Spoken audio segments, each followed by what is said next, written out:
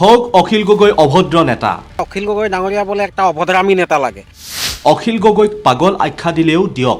পাগল বল, অভদ্ৰামী বল, যিয়ে বল, তেনে এজন নেতাকেই লাগে ৰাইজক। নেতা হ'লে অখিল গগৈৰ দৰে হওক। ৰাইজৰ হৃদয় চিনিছে এতিয়া বিধায়ক অখিল গগৈয়ে।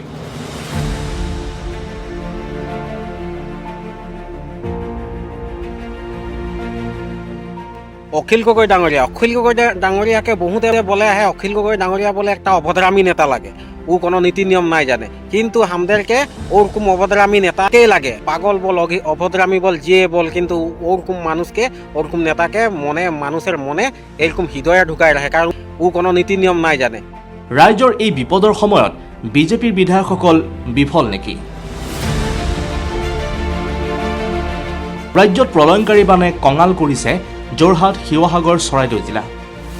বানত জুৰুলা হোৱা ৰাইজৰ কাষত প্ৰতি মুহূৰ্তত থিয় হৈ হাতে কামে সহায়ৰ হাত এইদৰে আগবঢ়াই গৈছে অখিল গগৈয়ে। নিৰ্বাচনত জয়ী হৈয়ে হাত সাৱটি বহি থকা নাই শিৱসাগৰৰ বিধায়ক অখিল গগৈয়ে। বিধানসভাৰ 126 জন বিধায়কক দেখুৱাই দিছে কেনেকুৱা হ'ব লাগে জনপ্ৰতিনিধি। বিৰোধীৰ আন নেতাই কৰিব নোৱাৰা কাম নিজৰ শক্তিশালী কণ্ঠৰে ৰাইজৰ বাবে মাত মতা জনপ্ৰতিনিধিজনেই হৈছে এতিয়া অখিল গগৈ। এই বিপদৰ সময়ত ৰাইজৰ কাষত থাকোঁতে থাকোঁতে পাহৰিয়ে গৈছে নিজৰেই স্বাস্থ্যৰ কথা।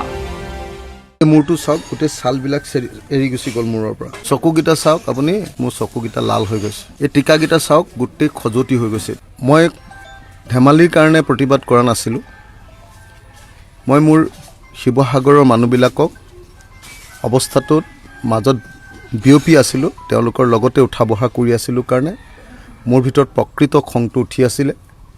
আৰু সেইকাৰণে মই যেতিয়া মোক কথাখিনি ক'বলৈ নিদিলে, মই গৈছিলোঁৱেই অকল এটা কথাৰ কাৰণে, যে মুখ্যমন্ত্ৰী আৰু বিধানসভাক গোটেই দুৰ্যোগটোক ৰাষ্ট্ৰীয় দুৰ্যোগ ঘোষণা কৰাই কেন্দ্ৰ আৰু বাহিৰৰ পৰা পইচা আনি মানুহবিলাকক ৰিকনষ্ট্ৰাক্ট কৰাব লাগে।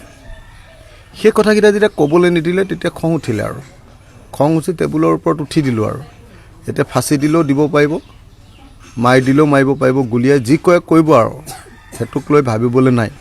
মুঠতে খং উঠিলে মই বোকাত, এতিয়াও আপুনি নিজে চাওক, মই ইমানলৈকে এতিয়া টিপিয়ে আছে, কাৰণ শিৱসাগৰত মই কেম্পবিলাকত ঘূৰি আহিছোঁ এতিয়া। গতিকে এই মূৰটো চাওক, গোটেই ছালবিলাক এৰি গুচি গ'ল মূৰৰ পৰা। চকুকেইটা চাওক আপুনি, মোৰ টোপনি ক্ষতি কৰি কৰি টেনশ্যনত মোৰ চকুকেইটা লাল হৈ গৈছে। এই টিকাকেইটা চাওক, গোটেই খজুৱতি হৈ গৈছে এতিয়া। তাৰপিছত আৰু অধ্যক্ষ ডাঙৰীয়াই কি ভিডিঅ' ভাইৰেল কৰিছে, কি ফটো ভাইৰেল কৰিছে, এইবোৰ চাবলৈ সময় নাই মোৰ। যি কৰে কৰি থাকক আৰু, ফাঁচি দিলেও দি দিয়ক আৰু। অখিল গগৈক চুমা বাবা বুলি আখ্যা দিয়া একাংশ জনপ্ৰতিনিধিক এতিয়া দেখুৱাই দিছে বিৰোধীত থকা অখিল গগৈৰ নিজৰ শক্তি কিমান। কেৱল ইমানেই নহয়, সাহায্য প্ৰদানৰ নামত বানাক্ৰান্ত কৰা প্ৰতাৰণাৰ দৃষ্টিগোচৰ কৰাইছে মুখ্যমন্ত্ৰী। এইটো হ'ল সাহায্য কিট, 7 কেজি 200 গ্ৰাম।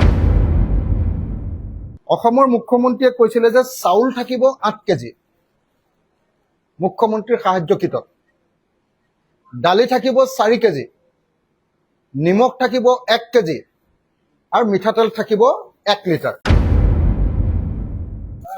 মইতো জীৱনত কেতিয়াও বালক মিঠাতেল বুলি মিঠাতেলৰ নাম শুনা নাই কেতিয়াও। প্ৰথম কথা যে মানুহ বিপদত পৰিলে বুলিয়ে মানুহৰ অসহায় অৱস্থাটোৰ সুযোগ যদি প্ৰশাসন আৰু চৰকাৰে ল'ব খোজে, সেইটো কেতিয়াও মানৱীয়তা বুলি নকয়। বালক মিঠাতেল মই কেতিয়াও শুনাও নাছিলোঁ, জনাও নাছিলোঁ। বিপদত পৰা মানুহক এনেকুৱা ধৰণৰ বস্তু খুওৱাৰ কাৰণে, এনেকুৱা ধৰণৰ কোনেও নজনা, মই শুনামতে এইটো লখিমপুৰৰ পিনে এনেকুৱা ধৰণৰ কোনোবা এটা, মানে মই পিছৰখিনি নকওঁ আৰু নিজে তদন্ত কৰি ল'ব। এইটো দালি হ'ল 1 কেজি, 1 কেজি দালি দিছে 4 কেজিৰ ঠাইত। মই জানিব খোজো যে এই কামটো মুখ্যমন্ত্ৰীয়ে কৰিছে নে আমাৰ শিৱসাগৰৰ ডিচিয়ে কৰিছে। এইটো সঁচা কথা ক'বলৈ গ'লে অসমীয়া মানুহক বিপদৰ সময়ত চৰকাৰে কৰা এটা অপমান। ৰিলিফৰ নামত সদায় কেলেংকাৰী হোৱা বুলি শুনো। এতিয়া আমাৰ মুখ্যমন্ত্ৰীয়ে কমাই দি দিলে 8 কেজিটো 5 কেজি কৰি দিলে, নে কোনোবা ডিচি বা কোনোবা মন্ত্ৰীয়ে খাই দিলে? চৰকাৰক সমালোচনাৰে ঠকা সৰকা কৰিলেও কাম আদায় কৰিব জানে অখিল গগৈয়ে। সেইবাবেই অখিল গগৈ এতিয়া চৰ্চাৰ কেন্দ্ৰবিন্দু হৈ পৰিছে। আনহাতে বিজেপিৰ বিধায়কসকলেও বোকাত নামি বানাক্ৰান্তক সহায় কৰিছে, খেতিৰ বাবে কঠীয়া সিঁচিছে, কিন্তু চৰ্চাত একেবাৰেই নাই। আনপিনে বানাক্ৰান্ত সহায়ৰ ক্ষেত্ৰত সম্পূৰ্ণ বিফল কংগ্ৰেছ বিধায়কসকল। অখিল গগৈক লৈ এগৰাকী আদিবাসী যুৱকৰ এই কথাখিনি পুনৰ শুনক।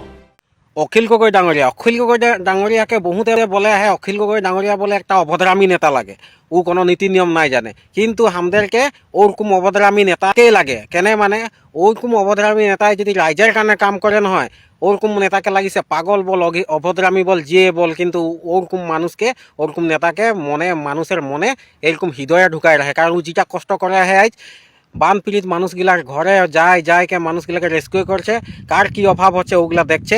ওরকম কাম করা নেতাহে লাগে হান্ড্রেড। আসামের রাইজ কমেন্ট করে জানাবি আর ভিডিওটা শেয়ার একটা করে দিবি।